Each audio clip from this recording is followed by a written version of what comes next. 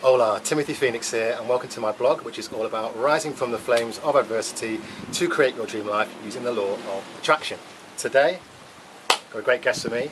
This is Chantal. Am I pronouncing that right? It's perfect. Chantal. And well, why don't you tell the guys out there who you are and what you're doing in Koh Samui, Thailand? Well, what I've been doing was a 300 yoga teacher training, and I've been practicing yoga for the past 6 years. And life is beautiful, and Tim wants to talk about law of attraction, and well, this is something that I've been experiencing, I guess, probably all my life. So always using, for example, when I have an idea, when I look for something, or when I look forward for something, I just take the idea, put it in a nice, colorful balloon, and send it above me in the sky. So all these ideas are like in balloons floating over me, and so it's like they're there, but I feel like there is a time for all of them. So basically, when the time is right, I just look up and I find the right balloon, put it down, and I'm like, yeah, that was an idea that I had a few years ago, or that I had 6 months ago, and maybe that would be the right time. And as soon as I take this balloon, things happen.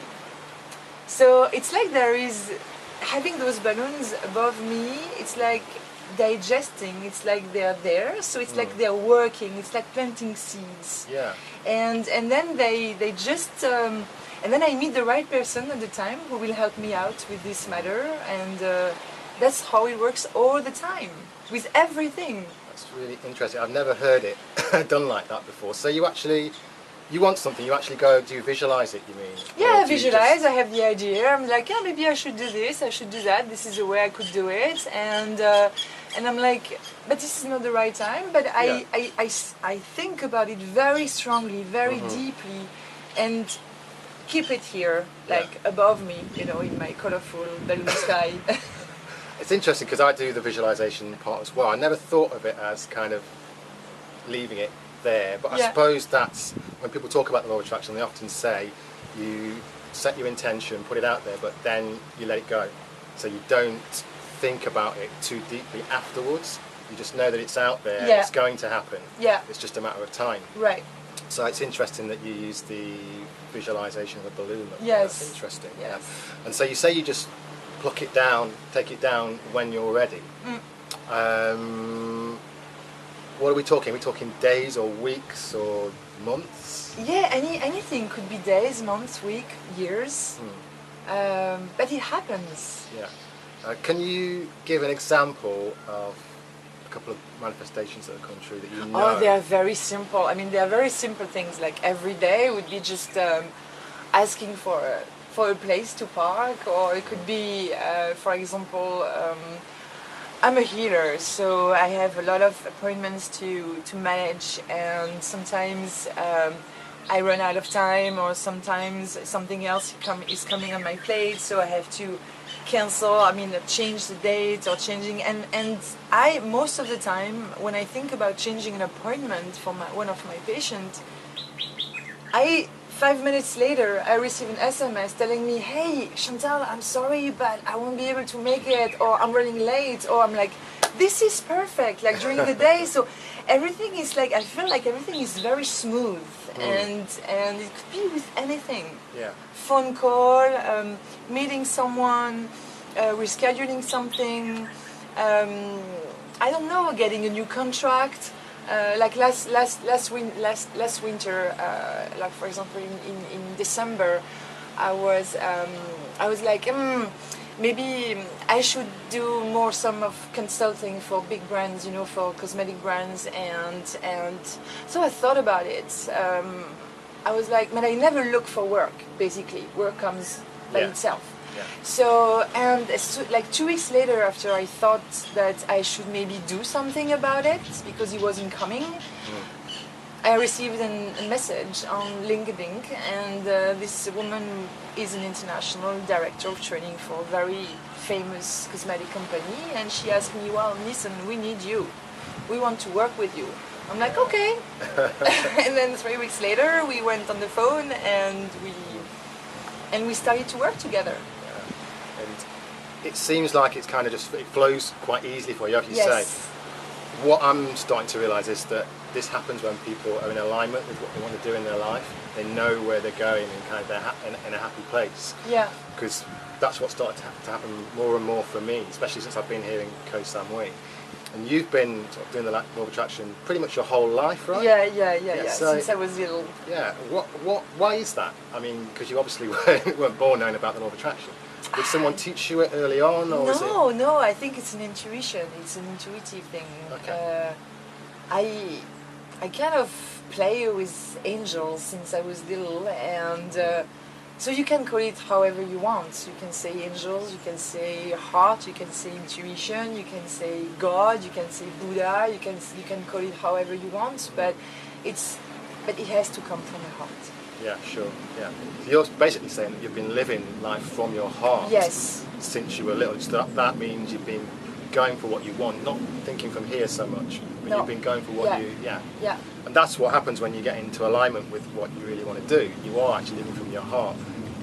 But I guess you're saying that you're able to connect to whatever it is out there, this power, law of attraction, whatever you want to call it, higher self, source, energy, whatever. People have different names for it, but I think it's mostly the same thing. And then you can get messages, like for example, when I was little I started to play piano, and my mother was always telling me, you've got the gift to play piano, you've got big hands, you've got the sensitivity, you've got the power, you've got the memory, and I started to play very much, a lot, and I remember she took classes with me.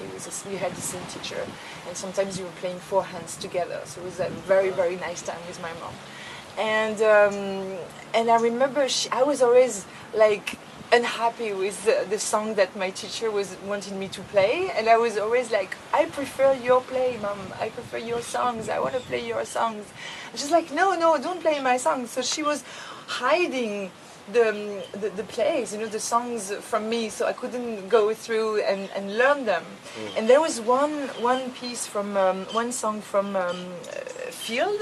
It was a nocturne, and I have a good ear memory, and basically she was in the kitchen and I started to play the song by myself without any notes, and so she heard me playing, and she went in the living room.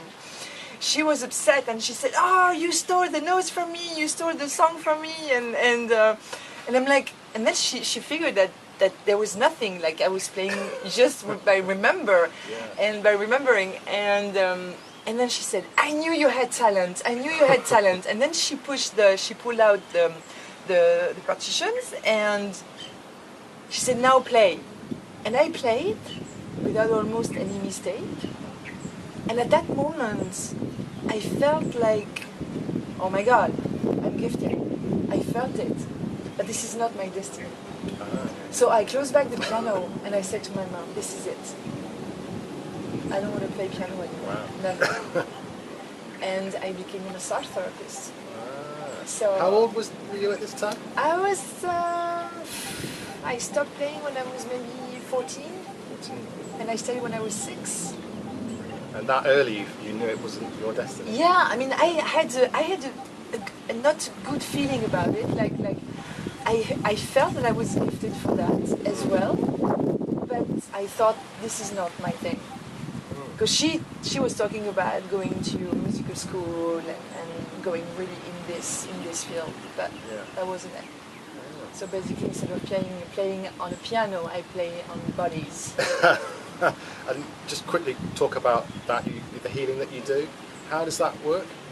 Well, I've been passionate about all those beautiful techniques that that all the culture and the countries are offering, like China. You work on the 3 now, which is the traditional Chinese massage that is a part of acupuncture school, like Chinese medicine. I've learned shiatsu for many years. I had a master in Tokyo who I saw for many years. For 6 years I was on and off, like every 6 months going to see him for a couple of weeks, 3 weeks working, you know, B2B. And then I went in India and I learned a lot from Ayurvedic. And so I have done Panchakarma, I've done Shirodhara, Shirabhanga, Abhyanga, I mean all those beautiful Indian massage, and Lomi Lomi from Hawaii, you know, I've learned with a chef of a tribe, you know, from the island, and so many things, and it's like playing with all those techniques. And whenever I treat somebody, I always read like in a very intuitive way, like I feel what they need, what is the best tool to pull out to treat this person. So yeah, everything is about intuition. Yeah. Okay, well, I know you have to go. You're leaving in a bit. Yes, I have a I'd love plane. to talk to you for longer, to be honest. We should have done this for longer. But Chantal's got to go, so we're going to have to cut this one a little shorter than I would like. But it's been really amazing meeting you. It's really great hearing from you and your experiences with the law of attraction. And yeah, I'm going to leave it at that for now. But thanks for coming along. Really appreciate it. You're welcome. Don't forget to like, don't forget to subscribe, don't forget to comment. Really want to hear from you guys. TimothyPhoenix.com, that's my blog. Timothy.Phoenix, that's my Instagram account. And yes, thank you for coming along. And You're welcome. I'll see you all next time. Namaste. Bye bye.